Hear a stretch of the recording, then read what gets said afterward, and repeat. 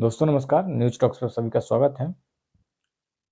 अ, दोस्तों बीपीएससी अभ्यर्थियों का जो आंदोलन है वो ख़त्म होने का नाम नहीं ले रहा है। पिछले 1 महीने से बीपीएससी अभ्यर्थी जो है धरने पर बैठे हुए हैं। 3 बार 4 बार लाठीचार्ज हुआ।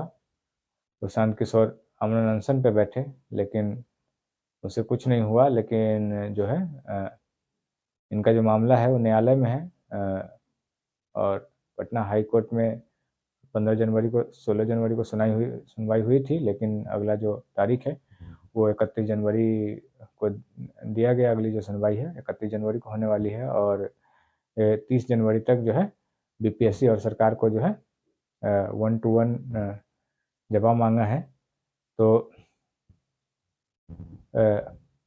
ये तो हुई न्यायालय की बात, लेकिन जो है अभ्यर्थी अभी भी गर्दनी बाग में बैठे हुए हैं और आंदोलन कर रहे हैं। कल आपको पता होगा कि जेडीयू ऑफिस का घेराव किया था। जेडीयू ऑफिस में अभ्यर्थी पहुंच गए थे ज्ञापन लेकर के कि उनका कहना यह था कि बहुत लोग बताते हैं कि नीतीश कुमार को हमारी बात अभी तक पता ही नहीं है, क्योंकि नीतीश कुमार को जो अधिकारी है, जो रिटायर्ड ब्यूरोक्रेट है, वो हाईजेक करके रखा है, उन तक कोई बात पहुंचने नहीं देती है।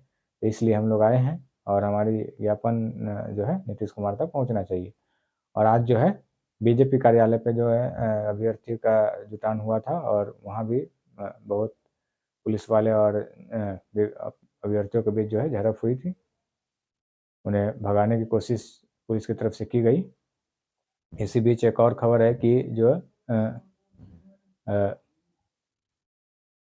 जो दरोगा गुरु है और बीपीएससी को भी पढ़ाते हैं, रहमान सर, गुरु रहमान जिनको बोलते हैं, तो गुरु रहमान जो है उन्होंने अपने हाथ काट कर और जो अपने खून से राष्ट्रपति, प्रधानमंत्री और नीतीश कुमार को जो है लेटर लिखा है और री एग्ज़ाम कराने का जो है मांग किया है। तो गुरु रहमान जो है बच्चों के साथ शुरू से है और अभी भी वो जो है री एग्ज़ाम के लिए अड़े हुए हैं और वो कह रहे हैं कि री एग्ज़ाम तो करना ही होगा, चाहे इसके लिए हमें जो कुछ करना पड़े।